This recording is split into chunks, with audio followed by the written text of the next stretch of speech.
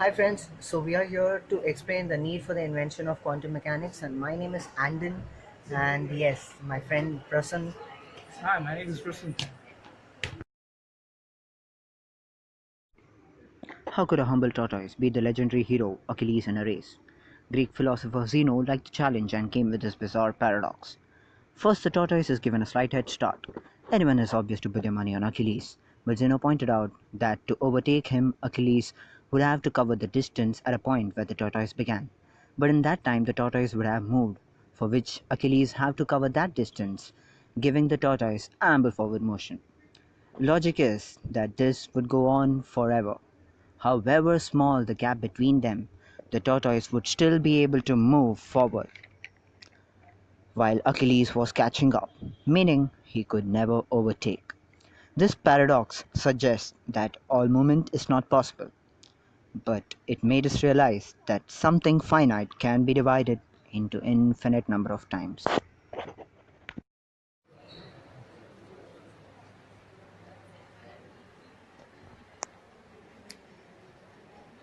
Don't you think this idea is too absurd? Because it assumes that space is infinitesimally divisible.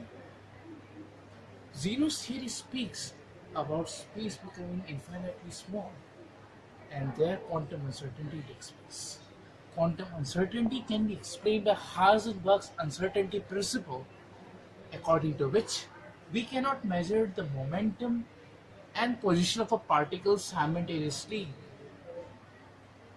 This can be made easy and understandable by demonstrating single-slit diffraction experiment, which we are going to demonstrate. This experiment is set up to demonstrate the Heisenberg's uncertainty principle. We are going to create a dark environment to get a good single-slit diffraction pattern. So this is the helium neon laser, and this is the slit through which you could see. I hope you can see this particular thing clearly. We can adjust the slit width by using this knob over here. We have created the dark environment. Let's switch this on. We could see the diffraction pattern over there in the screen. We're going to record the diffraction pattern by increasing the slit width and decreasing the slit width, and we're going to observe the change in the pattern. There is a focus point in this screen. This is because there is an increase in the slit width. The slit is wide open. Because of that, you could see a focus point. So let's adjust this knob. So by decreasing the slit width, let's observe the pattern which we can get. So I'm decreasing the slit width. Slowly I'm decreasing the slit width. Yes, you could see the pattern. You get a wide spread. So if I decrease the slit width, you get an increase in the spread. So this is basically like if I increase the certainty in the position by narrowing the slit width, I get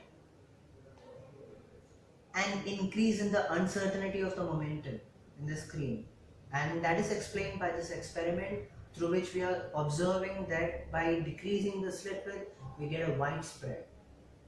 Thank you. In the late 1800s, a bell-shaped black body spectrum was being plotted on the basis of brightnesses and frequencies of colors obtained by hot objects. This graph remains mystery since ages. A recognizable attempt was being made by two Brits, Lord Rayleigh and Sir James Jeans. The formula they derived was